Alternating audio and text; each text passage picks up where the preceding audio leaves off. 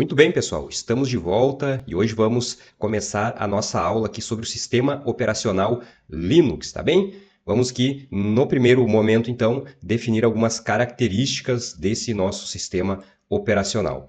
O Linux, então, ele é um sistema operacional de código livre, tá certo? É um software livre, o código dele é aberto. E o que quer dizer que o sistema operacional Linux seja de código aberto? Quer dizer que a pessoa que quiser trabalhar com aquele código ali, que quiser mexer nele, que quiser modificar o código, ela vai poder fazer isso sem nenhuma restrição, sem problema nenhum, tá bem? Então, o Linux ele é licenciado aí pela GNU-GPL, a licença pública geral. E isso confere a esse software essas 4 liberdades, tá? Que tem a ver aqui com ele ser de código aberto. Então, qualquer um que quiser vai poder aqui executar, tá, o código, vai poder estudar o código, vai poder modificá-lo se quiser e também vai poder redistribuir, né, este software, esse código no qual ele mexeu, no qual ele modificou, ele vai poder redistribuir sem problema nenhum, sem nenhuma restrição, tá certo? Essa é uma primeira coisa muito importante, então, que a gente tem aí no nosso sistema operacional. Outra é que ele é um sistema operacional multiusuário. Vimos em outra aula aí sobre o Windows, né, que quando um sistema ele é multiusuário, ele comporta vários usuários ao mesmo tempo. Então, aqui no Linux, né, como um sistema operacional moderno, não poderia ser diferente senão multiusuário, né? Você pode cadastrar então diversos usuários naquele sistema operacional para eles estarem trabalhando em conjunto ali, né? Não é um sistema monousuário, então que você não teria essa possibilidade. O Linux também, ele é multitarefa preemptivo, tá? Eu já expliquei na aula sobre o Windows também o que é multitarefa preemptivo. Ele executa aquelas diversas tarefas ali de um modo que o usuário ele acha que tudo está sendo feito simultaneamente, né, no mesmo momento, né, mas na verdade ele trabalha interrompendo algumas tarefas, alguns processos quando necessário, colocando outros processos para rodar, isso de uma forma muito rápida, né, tão rápida que a pessoa, o usuário, ela acha que está tudo sendo feito ao mesmo tempo. Então, por isso, se chama de multitarefa preemptivo. Linux também, ele é case sensitive, e aqui uma grande diferença para o nosso sistema operacional Windows, tá? Por ele ser case sensitive, ele diferencia então as maiúsculas em minúsculas em nomes de arquivos, nomes de pastas, em comandos. Então ele faz essa diferenciação entre letras maiúsculas e minúsculas, caixa alta e caixa baixa. Um exemplo aqui, se eu escrever ou se eu criar um arquivo com o nome de teste, tá? Teste somente com a primeira letra em maiúsculo, tá? Somente o T em maiúsculo. E criar um arquivo com o nome de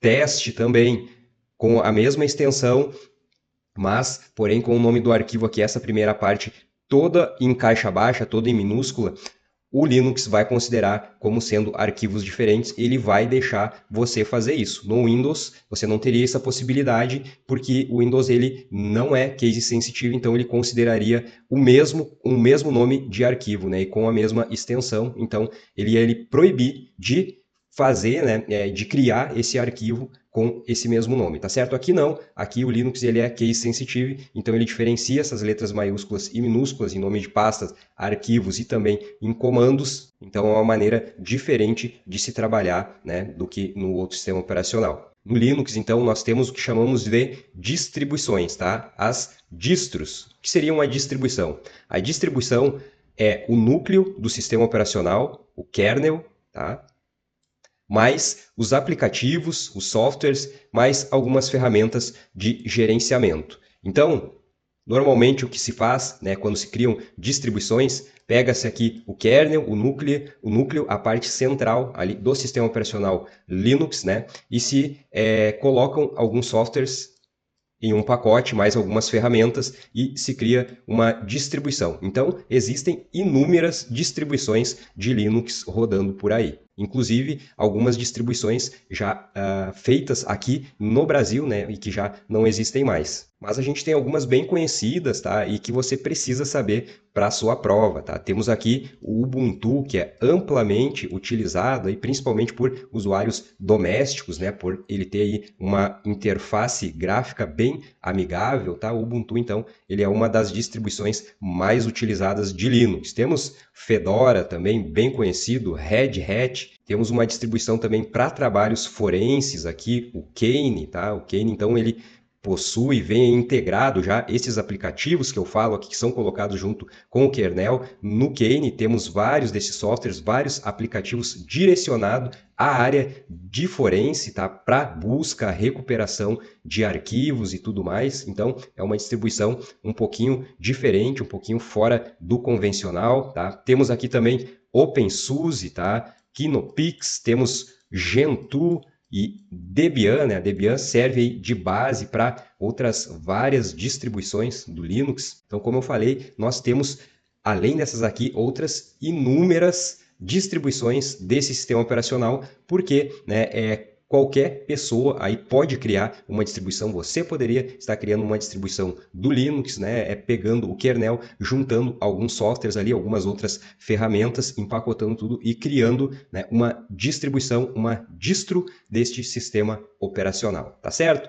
Essas primeiras características aqui muito importantes, tá? Para a sua prova.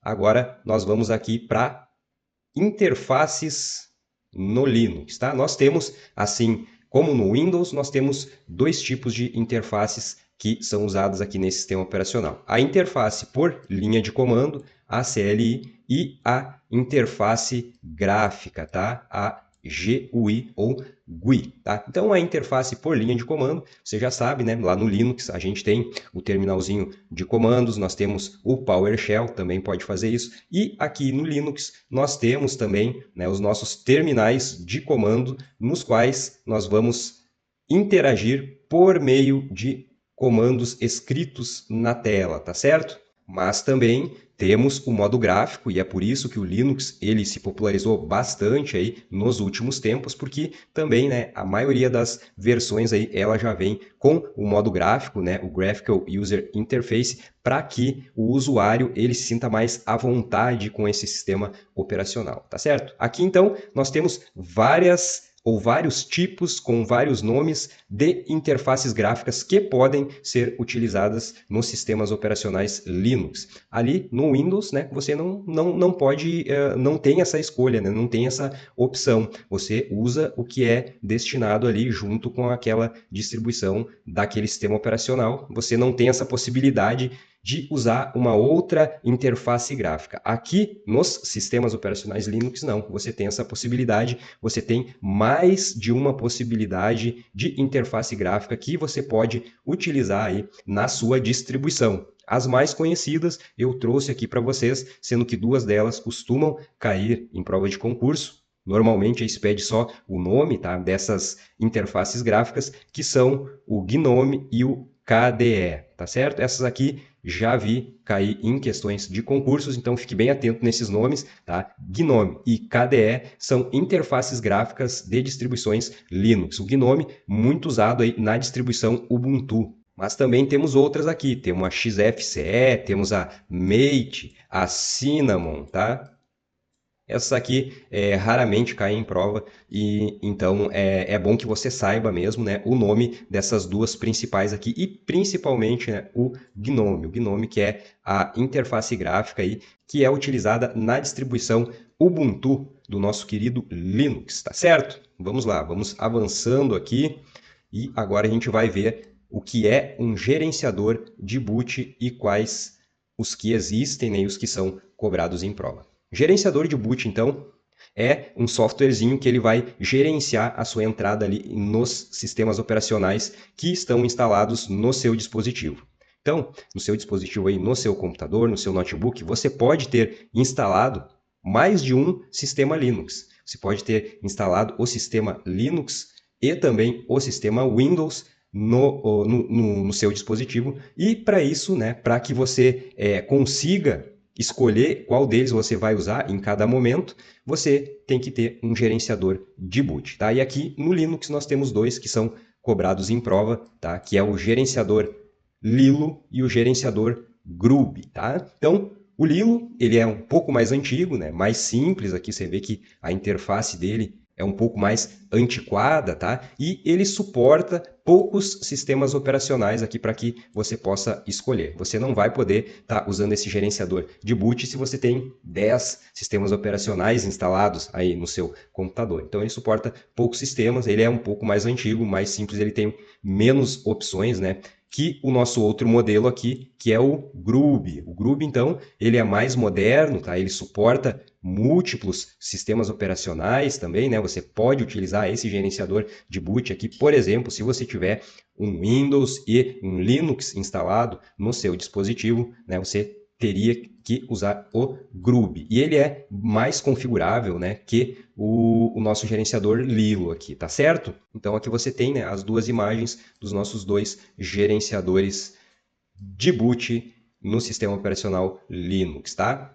E no Linux, qual sistema de arquivos é utilizado? Tá? No Windows, a gente viu que o sistema de arquivos padrão é o NTFS. Aqui no Linux é um sistema de arquivos diferente. Aqui se utiliza por padrão o ext4 ou ext4, tá? É o padrão atual e o mais utilizado nas distribuições Linux do momento, tá bem? Um sistema de arquivos, então, para você que não sabe ainda, ele organiza como os dados são armazenados e acessados aí no seu dispositivo. Por exemplo, um sistema de arquivos ele vai determinar qual o tamanho máximo que você pode ter de um arquivo no seu dispositivo. Por exemplo, sistema de arquivos FAT32. O tamanho máximo de um arquivo é de 4 GB. Se você tiver um arquivo com mais de 4 GB e o seu sistema de arquivos for FAT32, você vai ter problemas. Você não vai conseguir gravar esse arquivo, né, neste sistema de arquivos. Então, cada sistema de arquivos tem as suas características, né, determinam coisas aí que dizem respeito aos dados, né, como eles são armazenados, de que jeito eles vão acessados, isso que faz o sistema de arquivos. Que aqui no Linux o padrão é o ext4, tá? Antes disso nós tivemos outros sistemas de arquivos, né, que já foram padrão nas versões mais antigas, tá? Que seriam o ext3 e o ext2, tá? Esses aqui já foram utilizados, muito utilizados também antes do ext4, tinham menos recursos, né? Obviamente, agora o padrão é o ext4. Além disso, temos outros, né? Temos o XFS, JFS, o Razer FS, todos esses outros aqui também são sistemas de arquivos utilizados, né, nas distribuições Linux, que podem ser utilizados, né? Não necessariamente, porque o padrão realmente é o ext4, tá certo? Vamos passar aqui então, vamos ver os tipos de usuários no sistema operacional Linux, tá? Nós temos dois tipos de usuários aqui. Temos o usuário comum, né, o usuário padrão, usuário que tem permissões limitadas, tá? E também temos o usuário administrador, que é chamado de root ou superusuário. O usuário comum, então, as pastas do usuário comum, eles ficam localizados aqui, tá? Neste endereço, em home usuário. Então, você vai ter ali home usuário barra júnior, por exemplo. Home usuário barra Pedro, por exemplo. Home usuário barra Manuela. Então, a depender, né, do número de usuários, né, todas as pastas de usuários eles estarão neste endereço aqui. E como eu falei, por ser, né, um usuário comum, um usuário padrão ali, ele vai ter permissões limitadas. Então, vai ter tipo de arquivos que esse usuário comum ele não vai poder executar, por exemplo. Não vai poder executar um programa, não vai poder executar algum comando ali naquele sistema operacional. E no prompt de comando, quando aparecer este caractere, esta string, o dólar, tá? Você vai perceber que ali, né, aquele usuário ele é um usuário comum, tá? Quando aparecer este símbolo aqui. Por outro lado, se você vê um símbolo, o cerquilha, jogo da velha, tralha, né, como você queira chamar, ele está se referindo ao usuário administrador, ao usuário root. Se você tem lá no prompt de comando o cifrão, ele vai ser um usuário comum, tá? Preste bem atenção nisso, que isso cai em prova de concurso. E o usuário root, então, ele tem o controle total do sistema, tá? Ele pode usar o comando sudo aí para dar todos os comandos que ele quiser, para abrir todos os programas que ele quiser. Então, ele não tem restrição no sistema, ele é um super usuário, como se diz, tá certo? Além desses dois aqui muito importantes, tá? Usuário comum e usuário administrador, nós temos os usuários do sistema, tá? Esses usuários aqui, eles são utilizados pelo próprio sistema operacional. Ele não tem a interação humana e é utilizado pelo SO para fazer tarefas específicas daquele sistema operacional. Então, né, o usuário comum, nem o root, nem o administrador, eles têm interação com esses tipos de usuários, tá? São utilizados aí pelo próprio sistema. Vamos passar aqui para um outro tópico que é o shell, tá? Os interpretadores de comandos aqui no sistema operacional Linux, tá? Há uns slides atrás, nós vimos ali que nós temos dois tipos de interface, de interação no sistema operacional Linux, né, que são a interface por meio de comandos e a interface gráfica. A interface por meio de comandos, ela utiliza os interpretadores de comandos. E aqui no Linux nós vamos ter algumas opções de interpretadores de comandos. Cada um, né, tem suas características diferentes. Para a nossa prova de concurso, normalmente a gente precisa saber só o nome, conhecer que existem esses interpretadores de comandos e saber os nomes deles, né? Então, aí no seu sistema operacional Linux, você pode, por exemplo, ter o interpretador de comandos Burn Shell. Foi um dos primeiros, ou o primeiro, né, se não foi o primeiro interpretador de comando a ser utilizado nos sistemas operacionais Linux, tá? Burn Shell, então, a abreviação, né, do nome aí é SH, tá? Quando você vê, então, Shell, SH, é o Burn Shell, está se referindo ao Burn Shell. Temos também aqui um outro que costuma cair em prova de concurso, né, que é o Bash, tá? Bash Burn Again Shell. Esse aqui é o padrão, é o mais utilizado nos sistemas operacionais Linux mais atuais, tá? Então, em vários dos sistemas operacionais Linux, em várias distribuições, está presente o Shell Bash, tá? O Burn Again Shell. E aqui temos outros que eu trouxe a título de conhecimento, tá? Que é o C Shell, tá? O CSH, o KSH, Korn Shell, e o ZSH, o Zero Shell, tá? Então, fique muito atento aos nomes aí dos interpretadores de comandos, tá? O SH é o Burn Shell, foi o primeiro ou um dos primeiros utilizados no sistema operacional Linux, e o padrão, o que se utiliza mais agora nas distribuições atuais, é o Bash, o Burn Again Shell.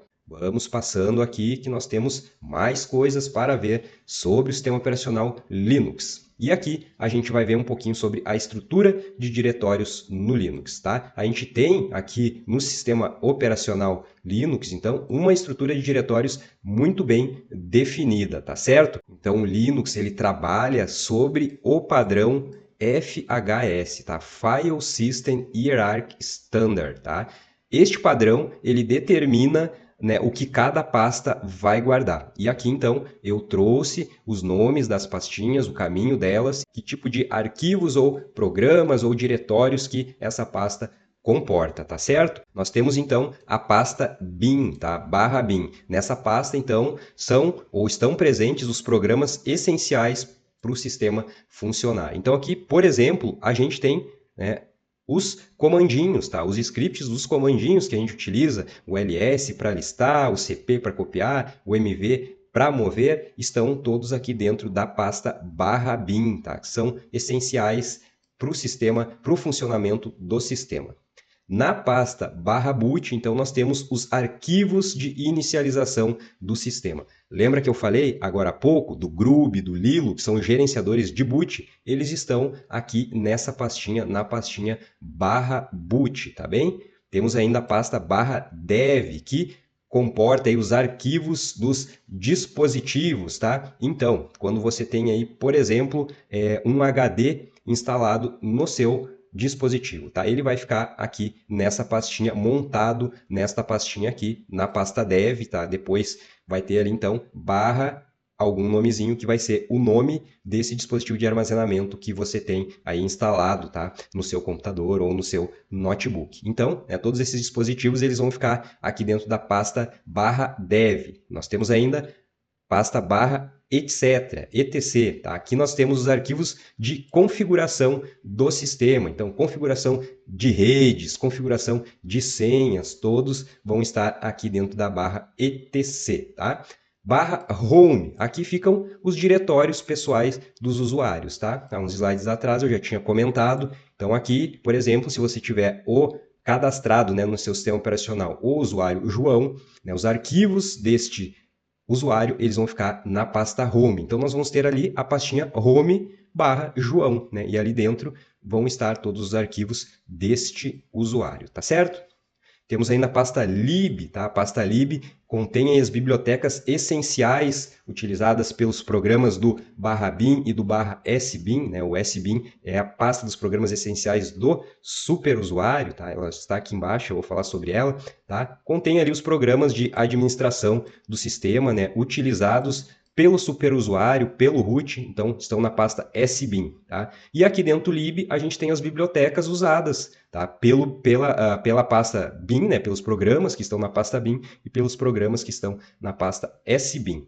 Na pasta barra média, nós temos os pontos de montagem automática de mídias removíveis, tá? Por exemplo, quando você conecta um pendrive aí no seu computador, utilizando o Linux, ele vai ser montado dentro da pasta barra média, tá? Então, ele vai montar ali barra média, barra o nome, né, do seu dispositivo, o nome do pendrive, tá? Tanto pendrive como HD externo também, né, pessoal? São mídias removíveis, tá? Então, vão ficar aqui nessa pastinha, barra média. Nós temos barra MNT também, que é ponto de montagem temporário para outros sistemas de arquivos, tá? Temos a barra OPT, que é a instalação de softwares opcionais e de terceiros, tá? Nós temos os softwares padrão que vem com a distribuição, tá? Eles ficam em outras pastas. Caso você queira instalar algum outro software que não seja o padrão, tá? Um software de terceiro, então ele vai ficar instalado aqui nessa pastinha, pasta barra OPT, tá? Pasta diretório, né, pessoal? SBIN, então, já falei, né? São os programas utilizados aí pelo root, pelo superusuário. Temos ainda a pasta barra temp, que são os arquivos temporários, tá? Então, durante a utilização do sistema, vários arquivos temporários eles vão se criando, tá? E vão ficando aqui nesta pasta barra temp. Quando o sistema operacional ele é desligado, tá? Todos esses arquivos temporários eles são apagados, tá? Numa nova reinicialização, eles já não vão estar mais aqui nessa pasta, tá? Nós temos aqui, então, ainda a pasta USR, que contém programas e bibliotecas de usuário, né, que não são essenciais aí para o boot no sistema. Temos a pasta barra root, tá, que é a pasta do superusuário. Dentro desse diretório, então, vão estar todos os arquivos, né, que dizem respeito aí ao usuário administrador, né, o root, o superusuário, tá? Vão estar dentro da barra root. E nós temos, por fim, a pasta barra var, tá? Barra var nós vamos ter arquivos variáveis, por exemplo, né, logs que vão se gerando ali durante a utilização do sistema, tá? Arquivos de filas de impressão, por exemplo, todos eles vão estar aqui na pasta barra var. Avançando aqui agora, nós vamos falar um pouquinho a respeito das permissões, tá, de arquivos, de diretórios aqui no sistema operacional Linux. Então, em um primeiro momento aqui, a gente tem que ver duas coisas, tá? Uma são, né, as classes de pessoas que utilizam arquivos e diretórios aqui no sistema operacional, tá? Então, nós nominamos, tá, essas pessoas ou grupo de pessoas, no caso, com algumas letras específicas. Para o usuário, então, o dono, o proprietário daquele arquivo ou pasta, a gente utiliza a letra U, tá? Para um grupo específico que está utilizando um determinado diretório ou um determinado arquivo, nós damos a letra G, né? Atribuímos a letra G para denominar um grupo. E para outros, nós utilizamos a letra O, tá? Então, nós temos essas três classes de pessoas, né? Ou de usuários, digamos assim, que utilizam os arquivos, os diretórios, né? Enfim, toda a estrutura aqui do sistema operacional Linux e existe essa classificação, tá? Então, Cada um deles, né, a cada um deles é atribuída uma letra para que a gente possa trabalhar com as permissões aqui dentro do sistema operacional. E quais os tipos de permissões que nós temos? Nós temos a permissão somente de leitura, tá? De um arquivo, de um diretório, tá? A ela é atribuída a letra R, de read, tá? Leitura. A permissão também de escrita, write. Então, a esse tipo de permissão é atribuída a letra W, tá? E também a permissão de execução, né? Execute. A esse tipo de permissão é atribuída a letra X. Então, tipos de permissão, nós temos 3, R, W, X, leitura, escrita e execução. E classes de pessoas que utilizam aqui os arquivos, os diretórios, nós também temos 3 que são atribuídas as letras U, G, O, que são o user, o group e os outros, né? Others, tá bem? Aqui eu trouxe uma imagem ilustrativa representando aqui as permissões, né, que são dadas aqui para arquivos e pastas no sistema operacional Linux. Você pode ver, né, aqui as permissões, ó, R, W, X, tá? E você viu agora que cada letrinha dessas ela representa uma coisa diferente, tá? Então, vamos mais adiante, a gente vai ver mais sobre as permissões aqui no Linux. Então, a gente vai ver agora comandos de permissão, tá? Então, caso a gente queira aí, alterar ou atribuir uma permissão a algum arquivo, a algum diretório, para alguém que está utilizando ali o nosso sistema operacional Linux, nós temos alguns comandos, né, que nós podemos utilizar para fazer isso. E um comando muito conhecido e muito cobrado em prova é o chmod, tá? Usando este comando, então, você pode atribuir, retirar, você pode adicionar permissões, né, para pessoas, para grupos aqui no sistema operacional. Mas antes disso, né, nós temos que saber que existem duas maneiras de a gente atribuir permissões. Uma maneira é pelo modo simbólico, né, utilizando as letras que eu já falei para vocês, né, a letra R somente para leitura, a letra W para escrita e a letra X para execução, né? E as pessoas são o Hugo, né? O user, que é o proprietário daquele arquivo ou diretório, o grupo, tá? E os outros. Então, como que se dá, né? Como que se faz essa atribuição de permissão, né? Utilizando o comando aqui no modo simbólico. Então, você vai digitar aí o comando, tá? Utilizado para isso, o chmod. E depois disso, você vai digitar a quem você quer atribuir essa permissão. Aqui, no caso, no exemplo, nós estamos atribuindo uma permissão, ou tirando, na verdade, né? Uma permissão ao O. Quem são? Os outros, tá? O, outros, others, tá bem? Então, qual permissão que a gente está retirando, porque aqui tem um sinal de menos, tá vendo? Se você quisesse adicionar, você colocaria um sinal de mais. Se você quisesse atribuir, você colocaria um sinal de igual. E se você quer retirar uma permissão, você coloca o sinal de menos. Então, aqui nós estamos retirando, preste atenção. Então, retirando uma permissão de leitura dos outros, tá certo? E após isso, você vai escrever, né, o nome do arquivo ou o nome do diretório ou, enfim, outro elemento que você quer mexer, né, com essa permissão aí. Então, aqui a gente está tirando uma permissão de leitura dos outros, né? Os outros, eles se caracterizam por não fazer parte do grupo, por não ser o usuário proprietário daquele arquivo ou diretório e não fazer parte do grupo a que aquele arquivo ou diretório pertence. E, então, esses são os outros, né? É o que sobra, é o resto, tá? É a xepa, tá certo? Então, aqui nós estamos, novamente, eu vou falar, nós estamos retirando a permissão de leitura dos outros deste arquivo aqui, tá? Especificamente deste arquivo, arquivo nome.txt.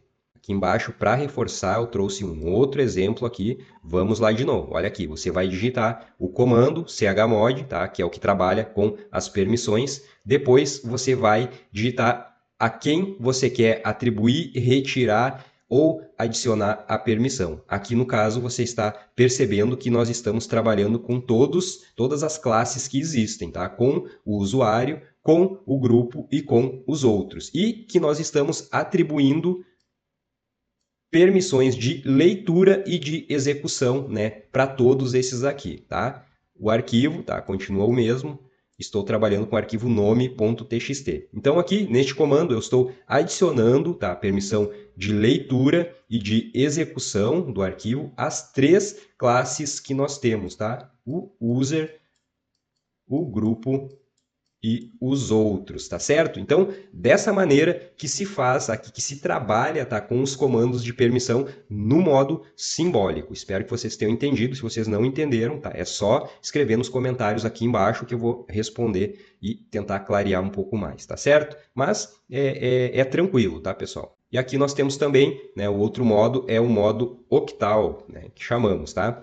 No modo octal, então, a cada tipo de permissão é atribuído um número, tá bem? Então, aqui, a permissão de leitura é atribuído o número 4, tá? Atribuição de escrita é atribuído o número 2. E a permissão de execução é atribuído o número 1. Por quê? Porque a gente vai trabalhar com números agora e não com letras para fazer essas atribuições, né, de permissão, tá certo? Então, trouxe 2 exemplos também aqui. Primeiramente, você vai digitar o comando chmod e depois vai digitar os números correspondentes a cada permissão. Aqui no exemplo nós temos, né, 775. Aí você deve ficar pensando, mas que diacho é isso, professor? O que quer dizer esse número 775? Muito fácil, pessoal. Olha aqui. O número 7, tá? O que este número ele está fazendo aqui? O número 7, então, é a soma de atribuição, tá, desses 3 tipos de permissões. Está vendo aqui? 4 mais 2, 6, mais 1, 7. Então, o que está acontecendo aqui? Este primeiro número 7, ele está atribuindo permissão de leitura, de escrita e de execução ao usuário. Entendeu? Já deve ter clareado aí para vocês, né? Você está vendo que o primeiro número ele se refere ao usuário, o segundo número se refere ao grupo e o terceiro número se refere aos outros, tá? E que, né, a junção, a soma desses números aqui que são atribuídos por padrão a cada tipo de permissão é que vai aparecer aqui. Então, tá, para o usuário foi atribuído o número 7, que quer dizer 4 mais 2 mais 1, que a ele foram atribuídas todas as permissões possíveis. Permissão de leitura, de escrita e de execução. Assim também aconteceu neste exemplo aqui com o grupo, tá? Também temos o número 7 aqui, então também ao grupo foi atribuído permissão de leitura, escrita e execução. Nos outros já foi diferente, apareceu o número 5 e a junção do que, né, de quais dessas permissões que dá o número 5. Tá aqui, ó, permissão de leitura e permissão de execução, tá certo? Então, os outros aqui neste exemplo, sobre o arquivo nome.txt, eles só têm permissão de leitura e de execução. Eles não têm a permissão de escrita, tá? Então, para os outros, este arquivo está bloqueado para escrita. Entenderam, pessoal? Não é nada complexo, né? Na verdade, é bem simples. Vamos a esse outro exemplo aqui, ó, para consolidar, tá? Então, temos o comando aqui, chmod, que trabalha com as permissões. Temos as numerações. Cada número se refere a uma classe de usuário. O primeiro número aos usuários, o segundo número ao grupo e o terceiro número aos outros, tá? Então, para os usuários, nós temos o número 7. Então, o número 7 é a junção de todas as permissões que nós temos aqui. Então, ao usuário é atribuída a permissão de leitura, também de escrita e também de execução. Já ao grupo e aos outros, temos o número 6. E o número 6 quer dizer o quê? É a junção do 4 mais 2. E o 4 é a permissão de leitura e o 2 é a permissão de escrita. Então, neste exemplo aqui, sobre o arquivo nome.txt, o grupo e os outros, eles têm permissão de leitura e de escrita. Bem tranquilo, né, pessoal? Mas é muito importante que vocês saibam esses 2 modos aqui de permissões que são utilizados no Linux, porque cai bastante em prova de concurso, tá? Vamos passar aqui, então, que a gente vai ver um outro tópico que é importante demais para a prova de concurso, que são os comandos Linux. Nós temos uma infinidade de comandos, né, que a gente pode trabalhar lá nos terminais, né, de comando do sistema operacional Linux. Eu trouxe para vocês aqui os mais importantes e os que costumam cair mais em prova de concurso, tá? Para a gente dar uma olhada, saber o que cada um desses comandos faz, né? E trouxe também um exemplinho aqui de como ele é utilizado, tá bem? Vamos lá então. Primeiro comando, comando CD. O comando CD, então, ele serve para você mudar de diretório. Por exemplo, você está no diretório Home e você quer ir para o diretório usuário. Você vai digitar esse comandinho, então, no terminal. CD home / usuário. Você vai entrar dentro daquele diretório, dentro do diretório usuário, tá certo? Comando ls, muito importante. Esse aqui costuma cair bastante em prova de concurso, tá? Fique atento.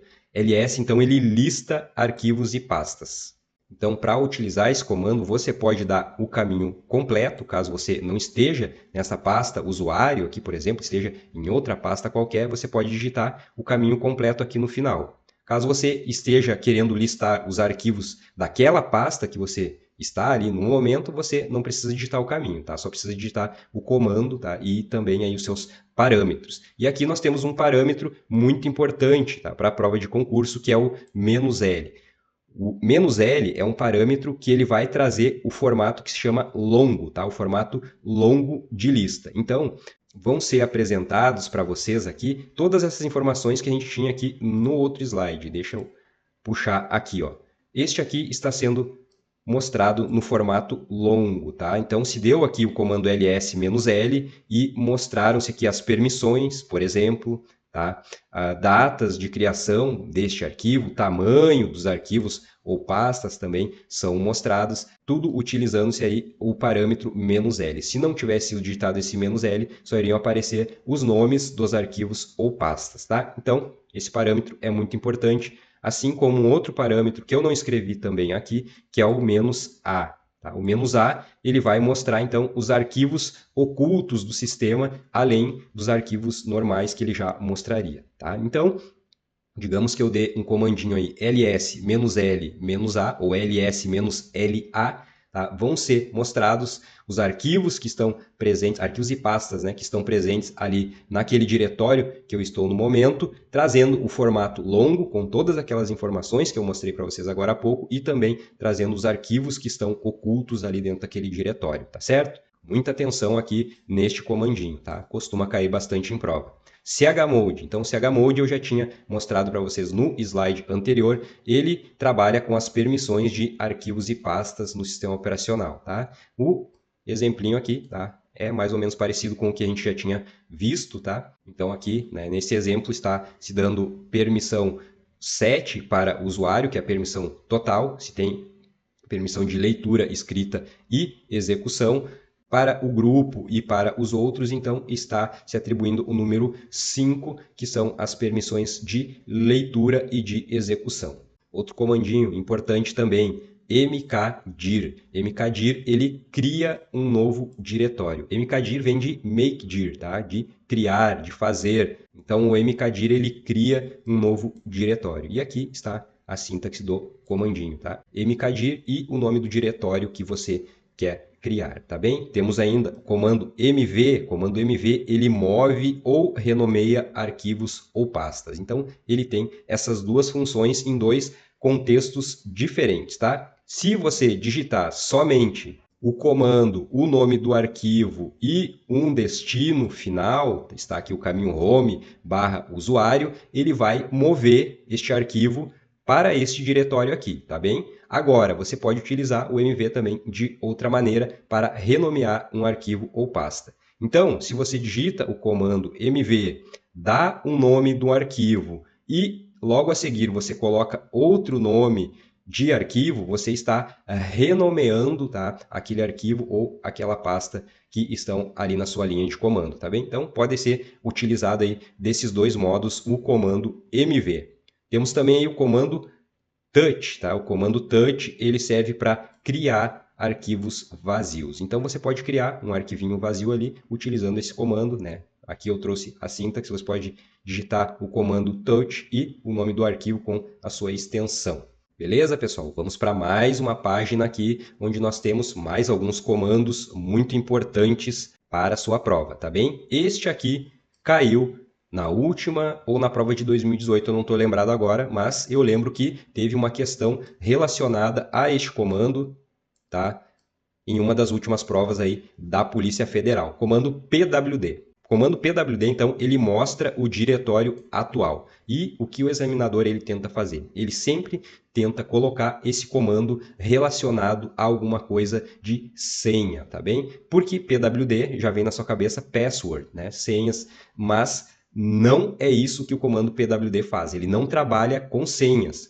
O comando que trabalha com senhas, tá? Vou colocar aqui, é o PSWD,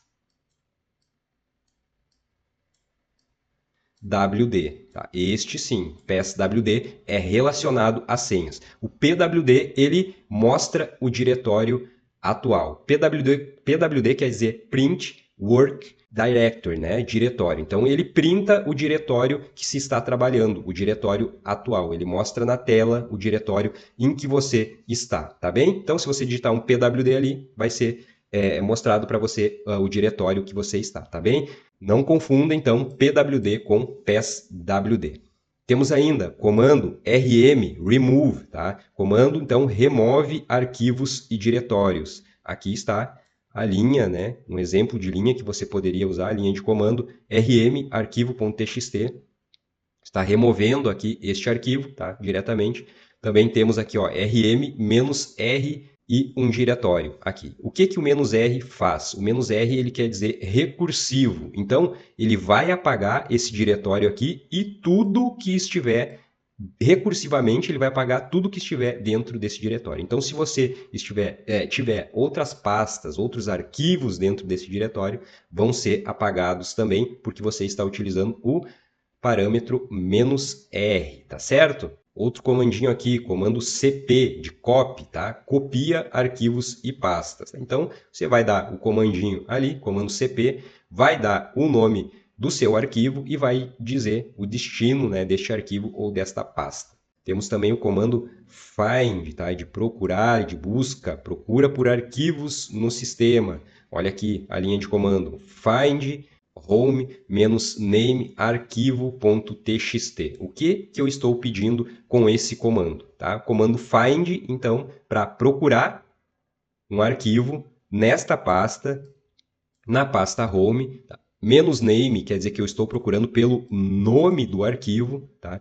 E o nome do arquivo propriamente dito. Então, o find ele é utilizado para busca de arquivos no sistema operacional. Temos aqui também comando cat, ele exibe o conteúdo de arquivos. Por exemplo, se você digitar cat e o nome do arquivo, ele vai exibir o que tem dentro, qual é o conteúdo daquele arquivo ali no seu terminal de comando, tá bem? Comando grep procura um texto dentro de algum arquivo. Você pode utilizar desta maneira aqui. Você digita o comandinho grep, né, o que você quer procurar e a origem, né, onde você quer procurar, né, esta determinada palavra, este determinado texto. E por fim, nós temos aqui os comandinhos head e tail, tá? Cabeça e cauda. O head, então, ele mostra as primeiras linhas de um arquivo e o tail, ele mostra as últimas linhas de um arquivo. Você poderia utilizar desta maneira aqui estes comandos, tá? O parâmetro n aqui eu estou determinando quantas linhas ele vai mostrar. Então, comando, tá? Me mostraria aqui as primeiras 10 linhas, head, tá? Cabeça, as primeiras 10 linhas deste arquivo aqui, do arquivo texto.txt. E o tail me mostraria as últimas 10 linhas do comando texto.txt. Se você não quiser digitar o número de linhas, não precisa, ele vai utilizar o padrão do sistema operacional, tá bem? E é isso, pessoal. Trouxe aqui bastante coisa sobre o sistema operacional, mas assim, eu só trouxe o que realmente cai ou pode cair aí na sua prova de concurso público. É muito importante que, além desta videoaula, você leia os PDFs, tá? Os dois PDFs, PDF resumo, tá? Os PDFs texto, aliás, e os PDFs mapa resumo, também que faça suas anotações aí, faça seus fichamentos, seus resumos, para que você possa revisar depois e também, né, que você estude pelo PDF de questões resolvidas, tá? Nesse módulo aí de sistemas operacionais nós temos muitas questões resolvidas, tanto de Windows quanto de Linux, e também que você resolva os simulados semanais, tá? É ali que você vai ver como está o andamento do seu estudo, né? Se você está conseguindo internalizar aquilo que você está estudando. Você faz isso por meio dos simulados. Então, fazendo isso, eu tenho certeza, chegando lá no dia da sua prova, você vai responder todas as questões e todas as questões da maneira certa, da maneira correta, tá bom? Vamos junto então e até o próximo módulo.